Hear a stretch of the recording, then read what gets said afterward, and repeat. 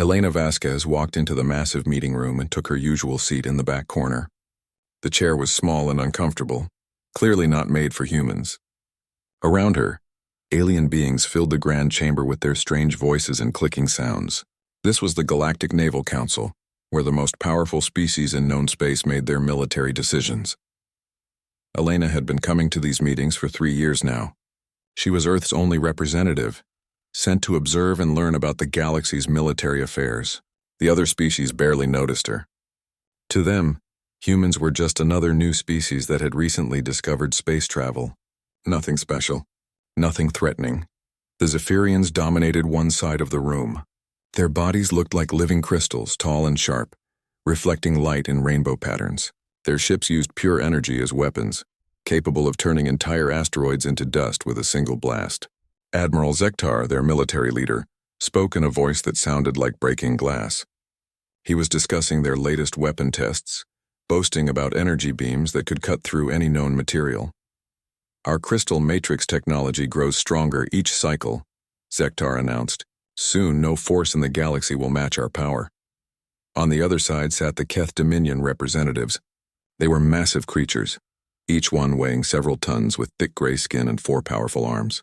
The Keth had mastered gravity itself. Their ships could create black holes, crush enemy vessels from the inside, or make their own fleets completely weightless. General Morthak slammed one of his huge fists on the table. "Gravity bends to our will," Morthak rumbled. "What good are your pretty lights against forces that can tear apart planets?" The third major power, the Vorthon Alliance, occupied the center area. The Vorthons looked almost like insects with 6 legs and compound eyes. But their real strength came from their hive mind. Thousands of Vorthon ships could move as one perfectly coordinated unit. They never made mistakes in battle because they all shared the same thoughts. Commander Hive Node Prime spoke for all of them in a buzzing voice. "Individual thinking leads to chaos and defeat. Unity brings victory. Our fleets move as one perfect organism." Elena sat quietly, taking notes on her simple tablet computer. She wrote down everything she heard. Ship specifications, weapon capabilities, fleet movements, battle strategies. The aliens sometimes glanced at her, but they never worried about what she might be learning. Humans used simple metal ships with basic missiles and bullets. How could such primitive technology be any threat? When Elena occasionally spoke up during meetings, the reaction was always the same. Polite dismissal. "Admiral Zektar," Elena had said during one meeting, "your energy weapons are impressive, but have you considered the vulnerabilities in your power distribution systems?" The crystal being had tilted his sharp head. "Human Elena, your species has much to learn about advanced warfare. Our systems have no weaknesses that primitive kinetic weapons could exploit." The other aliens had made sounds that Elena learned were their version of laughter. Elena had also tried to engage the Keth. "General Morthak, I notice your gravity manipulation creates specific distortion patterns.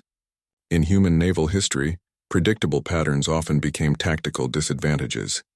The massive alien had stared at her with small, dark eyes. "Little human, you compare space warfare to your primitive ocean battles. Gravity is a fundamental force of the universe. It cannot be predicted or avoided by lesser species." Even her attempts to understand Vorthon tactics met with condescension. "Commander Hive Node Prime, your coordination is remarkable. But what happens if your communication networks face disruption?" The insect-like creature had buzzed softly. "Human minds cannot comprehend true unity. Your chaotic individual thinking blinds you to the perfection of our system. Disruption is impossible when all minds are one." Despite their dismissive attitudes, Elena kept attending every meeting. She requested detailed information about joint training exercises, weapon specifications, and tactical doctrines. Most of her requests were denied, but sometimes the aliens shared basic information, thinking it was too advanced for humans to understand anyway. Elena learned that Zephyrian energy weapons required massive power cores that gave off specific heat signatures. Their ships were nearly invisible to most sensors, but they had to vent excess energy regularly. She noted the exact frequencies and patterns. She discovered that Keth gravity weapons created ripples in space-time that followed mathematical equations. The aliens thought these distortions were random, but Elena's human mind saw the patterns. She quietly calculated the formulas that predicted where and when the gravity fields would appear. The Vorthon hive mind fascinated Elena most of all. She observed how they communicated through electromagnetic pulses between their ships. The aliens believed their network was unbreakable, but Elena noticed something important. All communication flowed through central command nodes. If those nodes failed, the perfect coordination would collapse. After each meeting, Elena sent detailed reports back to Earth. Her messages described everything she had learned about alien military technology, tactics, and weaknesses. Most humans on Earth were too busy with their own problems to pay much attention to galactic warfare. They trusted their alien neighbors to handle such complicated matters. The three major powers continued their endless competitions and small conflicts. They argued over mining rights, trade routes, and old territorial disputes. Each species believed their technology made them superior to the others. None of them considered the quiet human in the corner a threat. Elena watched as tensions grew between the three empires. Border skirmishes became more frequent. Trade agreements fell apart. Military buildups accelerated. She could see that a major war was coming. But her warnings to both alien and human leaders were ignored. The Zephyrians, Keth and Vorthans, were so focused on each other that they forgot about the small, unremarkable species taking notes in the back of the room. Elena continued her work, building the most complete intelligence database on galactic military capabilities that had ever existed. 3 years of sitting quietly. 3 years of being ignored and underestimated. 3 years of learning everything about the galaxy's most powerful military forces. Elena didn't know it yet, but those 3 years of patient observation were about to change the balance of power in the entire galaxy. The quiet human they had dismissed as irrelevant was preparing to reshape everything they thought they knew about warfare. The storm was coming, and Elena was ready. The war started over a rock. Not just any rock, but a massive asteroid field in the Kepler Nexus system that contained more rare metals than most planets. All three major powers claimed it belonged to them. The Zephyrians said their energy-based mining techniques gave them the right to harvest it. The Keth argued that their gravity manipulation made them the only species capable of safely extracting the resources. The Vorthans claimed their ancestors had discovered the system first, before the other species even learned to travel between stars.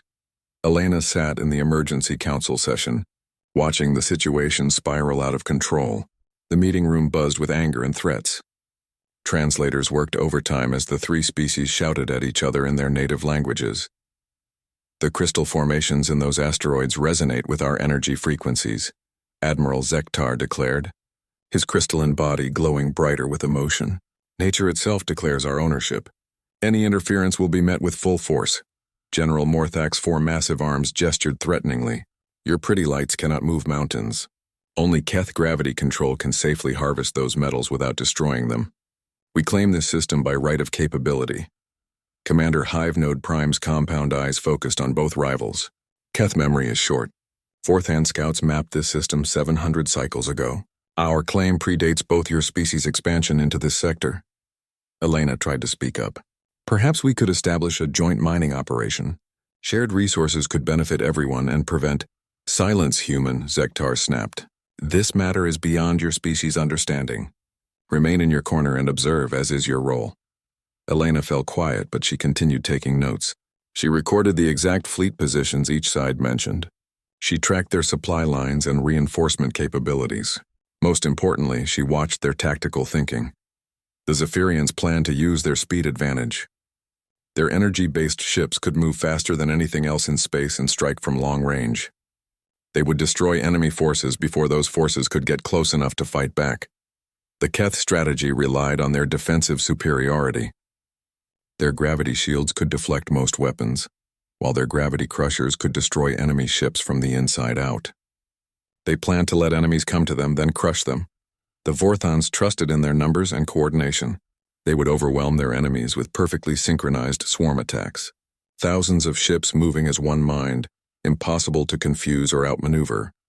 Elena sent urgent messages to Earth, warning that a massive war was about to begin.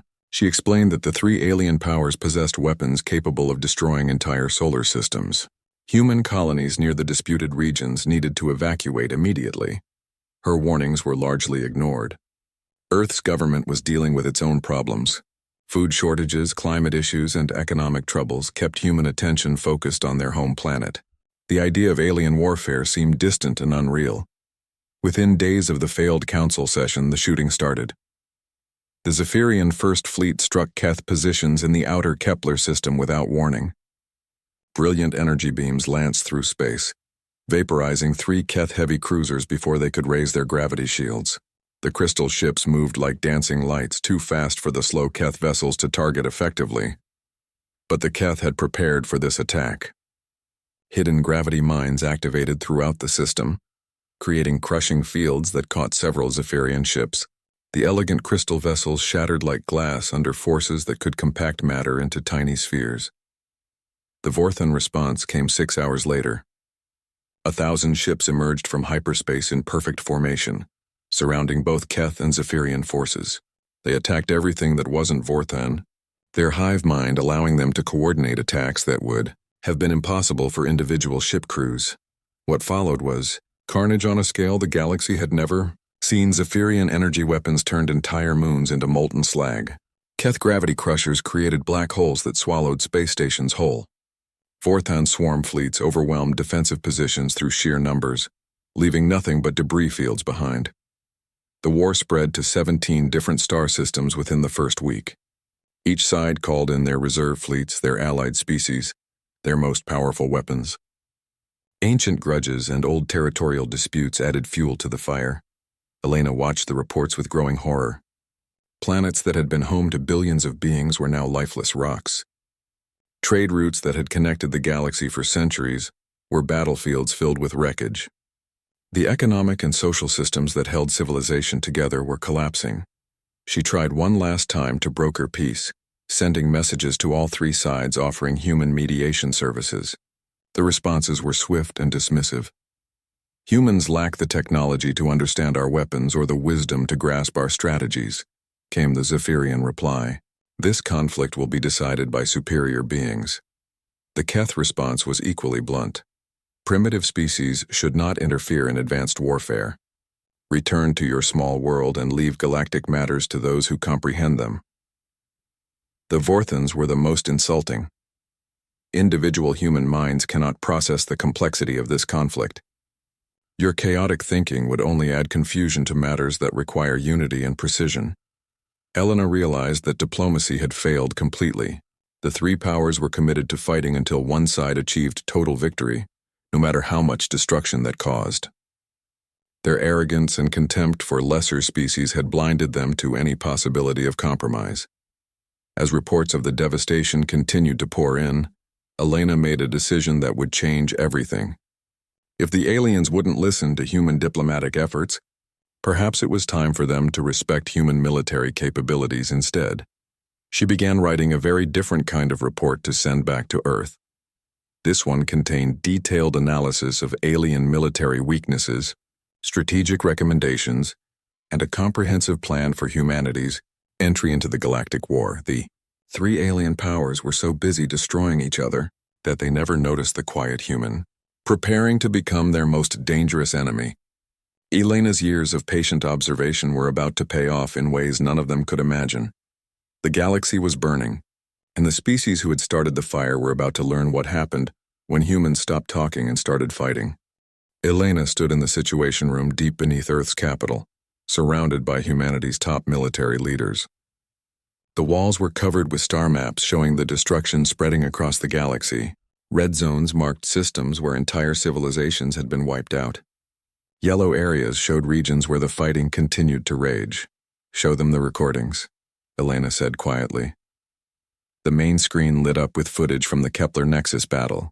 A Zephyrian crystal ship, beautiful and deadly, fired its energy beam at a Keth gravity cruiser. The beam cut through the massive vessel like a hot knife through butter. Moments later, a Keth gravity mine activated, crushing 3 Zephyrian ships into metal spheres the size of marbles. General Harrison, Earth's highest-ranking military officer, shook his head. "Elena, these weapons are beyond anything we've ever seen. How can our metal ships and chemical rockets compete with technology that can destroy planets?" Elena walked to the display and touched the screen. The image changed to show her detailed notes from 3 years of council meetings. Ship specifications, weapon capabilities, tactical doctrines, and most importantly, weaknesses. "They can destroy planets," Elena said. but they can't see us coming. She pulled up her analysis of Zephyrian energy sensors. Their detection systems are designed to track energy signatures and electromagnetic radiation. Their ships are invisible to most sensors because they use pure energy for propulsion and weapons. But that same energy reliance makes them blind to objects that don't emit any energy at all. Colonel Martinez leaned forward. You mean stealth technology? Not electronic stealth, Elena explained. Physical stealth. Ships that use no energy emissions whatsoever. Cold metal vessels that coast on momentum and gravity alone. To Zephyrian sensors, they would be completely invisible. She switched to her Keth analysis. The Keth have mastered gravity, but they've become dependent on it. Every weapon they use, every defensive system they employ, creates gravitational distortions. I spent 2 years calculating the mathematical patterns of those distortions. The screen filled with Elena's equations and predictions. Their gravity fields follow precise mathematical formulas. If we can calculate those formulas, we can predict exactly where their weapons will strike and how their defenses will react. Admiral Chen studied the numbers. This is incredibly complex mathematics. How did you figure this out? Elena smiled slightly. They kept explaining their systems to me, thinking I was too primitive to understand. They never realized I was memorizing every detail and running calculations in my head during every meeting. The final analysis covered the Vorthons. Elena displayed their communication patterns, ship formations, and coordination protocols. Their hive mind is their greatest strength and their greatest weakness. All communication flows through central command nodes. Disrupt those nodes and their perfect coordination collapses. But how do we disrupt alien communication systems? Asked General Harrison. Electromagnetic pulse weapons, Elena replied. The same technology we developed to disable enemy electronics. The Vorthons never encountered EMP weapons because energy-based species like the Zephyrians don't use them, and gravity-based species like the Keth don't need them. But humans mastered electromagnetic warfare decades ago. Elena walked around the room, meeting each officer's eyes. For 3 years, I sat in their meetings while they insulted our intelligence and dismissed our capabilities. They shared their military secrets with me because they thought we were too stupid to use the information against them. She returned to the display and brought up her comprehensive battle plan, the Silent Protocol, a complete military doctrine designed around their weaknesses. The plan was elegant in its simplicity. Humanity would build 3 types of ships, each designed to counter one alien species. Ghost ships would hunt the Zephyrians. These vessels would use no energy emissions at all.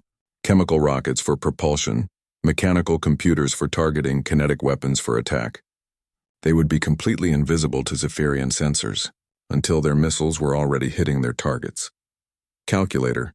Ships would engage the Keth. These vessels would be equipped with Elena's mathematical formulas and the most powerful computers humanity could build. They would predict Keth gravity fields and fire kinetic missiles along trajectories that avoided all gravitational interference. Pulse ships would neutralize the Vorthons. These vessels would carry humanity's most advanced EMP weapons, designed to overload and destroy the electromagnetic communication systems that held the Vorthon hive mind together. The materials and technology we need already exist, Elena explained. We don't need to invent new physics or discover new elements. We just need to build ships specifically designed to exploit what I learned. Colonel Martinez raised a concern. Even if this works, we're talking about taking on 3 galactic superpowers simultaneously. The numbers are massively against us, Elena nodded, which is exactly why we'll win. They're so busy destroying each other that they've forgotten about us completely. Their fleets are damaged, their supply lines are broken, and their attention is focused on their traditional enemies. She brought up current battle reports. The Zephyrians have lost 60% of their original fleet strength. The Keth are down to 40%. The Vorthons have taken the heaviest losses at 70% casualties.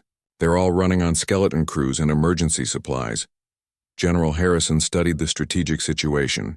You're suggesting we attack all 3 sides while they're weakened? I'm suggesting we end the war, Elena corrected. The galaxy is tearing itself apart. Billions of beings have already died, and the destruction is spreading. Someone needs to stop the fighting before there's nothing left to save. Admiral Chen understood the implications, and when the smoke clears, humanity becomes the dominant military power in the galaxy. Elena's expression grew serious. Not through conquest or subjugation, through strength that enforces peace. The three alien species respect only power. When we demonstrate that power, they'll listen to our diplomatic proposals. Over the following months, Earth's industrial capacity was converted to military production. Shipyards worked around the clock building the specialized vessels Elena had designed. Scientists refined her mathematical calculations and tactical theories. Military academies developed new training programs based on her intelligence reports. The aliens remained completely unaware of humanity's preparations. They were too busy fighting each other to pay attention to the primitive species they had dismissed. Their spy networks monitored each other but ignored human activities entirely. Elena oversaw every aspect of the military buildup. She reviewed ship designs, approved weapon specifications, and trained the officers who would command the new fleets. The quiet diplomat who had once sat ignored in council meetings was now the architect of humanity's transformation into a galactic military power. As the first ships of the Silent Protocol fleet completed their trials, Elena received reports that the alien war was entering its final, most destructive phase. The three sides were preparing their ultimate weapons for one last decisive battle. It was time for humanity to remind the galaxy that the most dangerous enemy was often the one you never saw coming. The attack began at exactly 0400 Galactic Standard Time across 17 star systems simultaneously. Admiral Zektar was reviewing battle damage reports aboard his flagship when the first human ship materialized out of empty space. One moment his sensors showed nothing but void. The next moment a sleek metal vessel was firing kinetic missiles directly at his command bridge. Impossible, Zektar screamed as his crystalline ship shuddered under impact.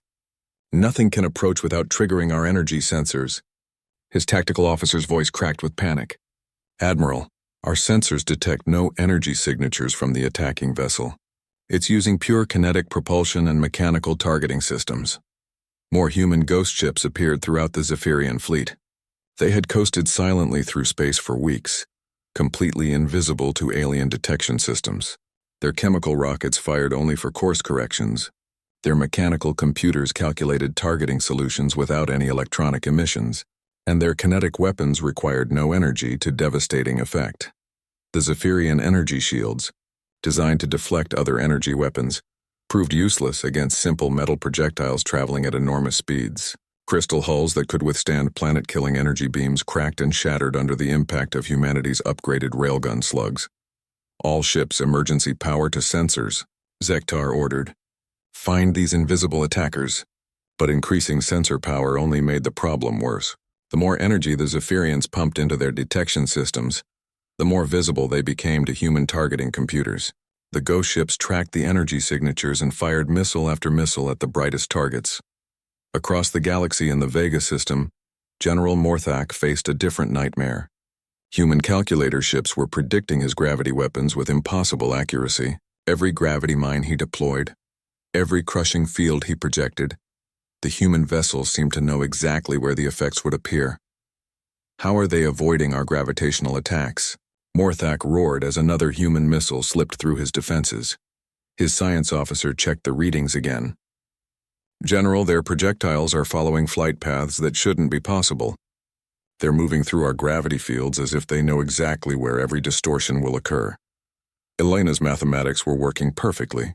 3 years of calculating Keth gravitational patterns allowed human computers to predict exactly where the alien weapons would strike. The calculator ships fired their missiles along trajectories that wove between gravity fields like threading a needle. The Keth discovered that their greatest advantage had become their greatest weakness. Their gravity weapons followed precise mathematical laws, which meant their effects could be calculated and avoided by anyone smart enough to understand the formulas. Meanwhile, in the Centauri system, Commander Hive Node Prime experienced something no Vorthon had felt in centuries: confusion. The perfect unity of the hive mind was breaking apart as human pulse ships fired EMP weapons at Vorthon command nodes. Connection failing. Hive Node Prime buzzed in distress. Individual thoughts returning. Chaos spreading. The electromagnetic pulses didn't destroy Vorthon ships directly. Instead, they severed the communication links that allowed thousands of vessels to act as one mind. Suddenly, Vorthon captains who had never made an independent decision in their lives found themselves cut off from the hive mind. Without central coordination, The perfect Vorthan formations fell apart. Ships collided with each other as individual captains tried to maneuver independently. Battle plans that required precise timing collapsed when different units couldn't communicate. The tactical advantage that had made the Vorthans dominant for centuries evaporated in minutes. Elena watched the battle reports from her command center on Earth. 3 years of patient observation had created the perfect storm. Each alien species was facing weapons designed specifically to exploit their greatest weaknesses. The Zephyrians, who had dominated through speed and stealth, couldn't detect enemies that used no energy. Their sensors, perfect for tracking other energy-based species, were completely blind to human kinetic technology. The Keth, masters of gravity, found their mathematical precision turned against them. The same laws of physics that made their weapons so powerful also made them predictable to anyone who understood the equations. The Vorthans, strongest when united, became helpless when their unity was broken. Individual Vorthan minds, evolved to work as part of a collective, couldn't function effectively alone. "Ma'am," reported Captain Stevens from the command console, "we're receiving surrender signals from multiple alien fleets." Elena nodded calmly. "Accept all surrenders. Begin rescue operations for damaged vessels, and send messages to the surviving alien commanders. Tell them I want to meet with them." Within hours, the greatest naval battle in galactic history was over. The 3 species that had dismissed humanity as primitive found themselves completely outmaneuvered by the inferior race they had ignored. Admiral Zektar's flagship limped into human-controlled space. Its crystal hull cracked and dim. General Morthak's command vessel drifted powerless, its gravity generators destroyed by precisely aimed kinetic strikes. Commander Hivenode Prime sat alone in his ship's bridge, cut off from the hive mind and struggling with individual thought for the first time in his life. The alien leaders who had once spoken to Elena with condescension and dismissal now waited nervously for her response to their surrender. The quiet human who had sat in the corner of their meetings was about to become the most powerful military leader in the galaxy. Elena reviewed the casualty reports with mixed emotions. The human losses were minimal. The element of surprise and superior tactics had protected most of her ships. But the alien casualties were substantial. Ships destroyed, crews killed, entire fleets crippled. She had wanted to stop the Galactic War, not start a new one. The destruction was regrettable but necessary. The 3 alien powers had been too arrogant and too committed to their conflict to accept peaceful solutions. Now they had no choice but to listen. Elena prepared for the most important diplomatic meeting of her life. The species that had once ignored her quiet presence would now hang on every word she spoke. The balance of power in the galaxy had shifted completely, and humanity held all the cards. The quiet observer had become the ultimate victor, and the real challenge was just beginning. Elena walked into the same council chamber where she had spent 3 years being ignored and dismissed. But everything was different now.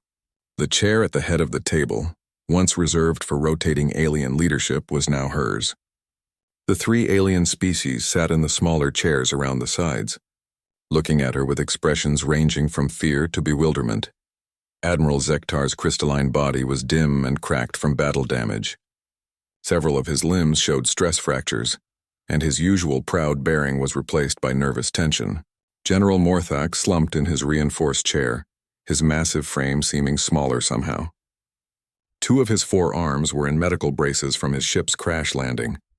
Commander Hivenode Prime appeared the most disturbed of all, his compound eyes darting around the room as he struggled with individual consciousness. "Thank you all for coming," Elena said calmly, her voice carrying easily through the chamber that had once echoed with alien dismissals of human intelligence. Zektar spoke first, his voice like breaking glass but much quieter than before. "Human Elena, we did not expect such tactical sophistication from your species. How did you develop weapons that could defeat our energy-based technology?" Elena smiled slightly. "I learned everything I needed to know sitting in this room. You spent 3 years explaining your military capabilities to me, thinking I was too primitive to understand the implications." She activated the room's display system, showing recordings of past meetings. "Admiral, you personally described your energy sensor limitations during the discussion of mining operations in the Helix Nebula. You explained that your sensors couldn't track objects without energy signatures. The display switched to Morthak's image from an earlier meeting. General, you demonstrated your gravity field equations when you were arguing about asteroid mining rights. You even drew the mathematical formulas on the presentation board. Finally, Elena showed footage of Hive Node Prime describing Vorthon communication systems. Commander, you detailed your electromagnetic communication networks when you were boasting about your coordination abilities. General Morthak's small eyes widened in realization. You were gathering intelligence. For 3 years you were conducting espionage while we thought you were simply observing. I was observing, Elena corrected, very carefully. Every meeting, every technical discussion, every casual mention of military capabilities. I recorded everything and spent my nights analyzing what you had revealed. Commander Hive Node Prime buzzed softly, a sound Elena now recognized as distress. But why attack all 3 of our species? We were not directly threatening humanity. Elena's expression grew serious. Your war was destroying the galaxy. 17 star systems reduced to rubble. Billions of beings dead. Trade routes shattered. The economic collapse was spreading to species that had nothing to do with your conflict. She stood and walked to the room's large window, looking out at the stars. I tried to stop the fighting through diplomacy. Every one of you dismissed my peace proposals.